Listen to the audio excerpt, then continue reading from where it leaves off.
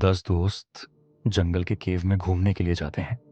उनमें से एक दोस्त सुभाष अचानक 80 फीट की गहराई में गिर जाता है। जब उसने फॉरेस्ट डिपार्टमेंट को बताया तो उसे सुनने के बाद उसके रोंगटे खड़े हो गए, क्योंकि यह केव डेविल्स किचन के नाम से जाना जाता है।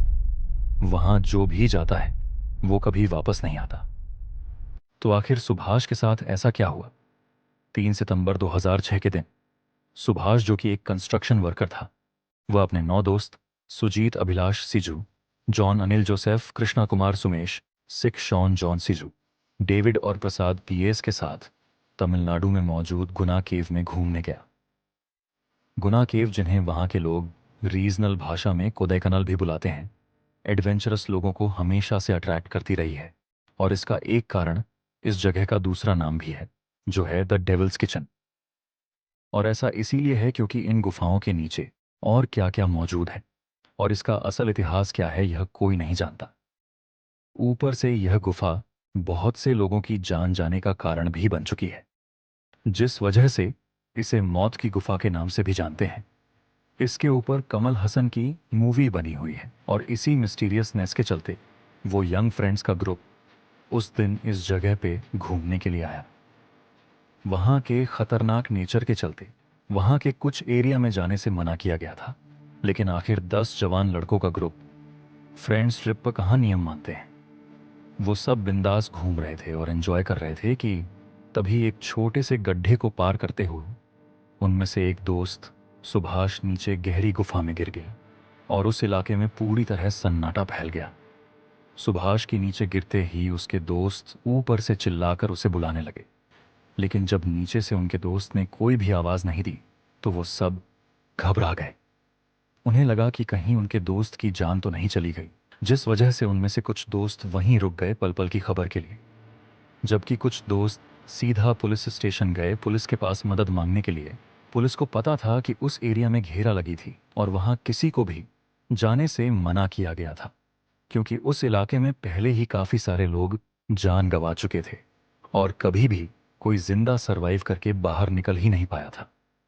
इस वजह से उन्होंने इस केस को बिल्कुल भी सीरियसली नहीं लिया और एक रेगुलर इंस्पेक्शन मानकर उन दोस्तों के साथ लोकेशन पे पहुंच गए। अब इधर पुलिस के पहुंचने से पहले उन दोस्तों को सुभाष की मदद के लिए चिल्लाने की आवाज सुनाई दी और उन्हें इस चीज की तसल्ली मिली कि उनका दोस्त एटलीस्ट जिंदा तो है। पुलिस वाले मौके पर पहुंचे, लेकिन चूंकि उनके पास कुछ ना तो खास इक्विपमेंट्स थे और ना ही कोई एक्सपर्टीज थी। जैसा कि वेरियस टेस्टिमोनियल्स में कहा जाता है कि उनका इस केस में उस गुफा की कहानियों की वजह से कोई भी इंटरेस्ट नहीं था। इस वजह से वो ज्यादा मदद भी नहीं कर पाए, जिसके बाद मदद के लिए फॉरेस्ट डिपार्टमेंट से संपर्क किया और उन्हें पूरा इंसिडेंट बताया गया और रेस्क्यू मिशन चलाने की अपील की गई।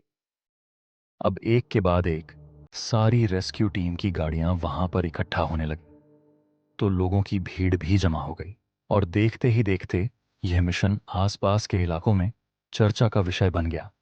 और अब शाम भी होने लगी थी और गहराई में होने के कारण गुफा में बिल्कुल भी रोशनी नहीं थी, इसलिए वहां कुछ भी दिखाई नहीं दे रहा था। ऊपर से उस जगह के बारे में बहुत सी अफवाह भी था। इस वजह से कोई भी रेस्क्यू पर्सनल उस गुफा के अंदर सुभाष को बचाने के लिए घुसने को तैयार ही नहीं था। अब एक कारण यह भी था कि गुफा कितनी गहरी है इसका किसी को भी कोई आइडिया नहीं था, जिस वजह से वो रस्सी से सुभाष तक पहुंच भी पाएंगे या नहीं, ये भी पता नहीं था। अब काफी समय बीत जाने के बाद भी जब कोई भी नीचे गुफा में उतरने को तैयार नहीं हुआ, तो उन्हीं दोस्तों में से एक सिज्जू डेविड खुद उस गुफा में जाने के लिए आगे बढ़ गए। अब ऑफिशियल्स ने पहले ट्रेनिंग ना होने के कारण से उसे नीचे जाने से मना किया, बट काफी देर कन्विंस करने के बाद भी कोई रेस्क्यूअर ऑफिशियल्स नीचे नहीं जा रहा था, तो डेविड को भेजने के लिए सब मान गए। डेविड एक 50 फुट की रस्सी के सहारे गुफा के नीचे उतर गया, मगर फिर भी उसे सुभाष का कोई भी नामो निशान नहीं मिला, जिसके बाद उसने रस्सी में और रस्सी जोड़ने के लिए कहा ताकि वो और नीचे जा सके।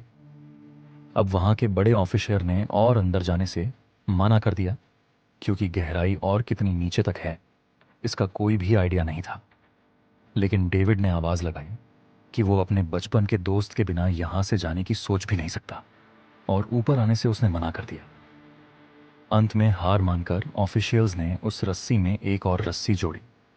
इससे डेविड और नीचे जाने लगा, जहां करीब 80 फीट की गहराई पे उसे अपने बचपन का दोस्त सुभाष दिखा।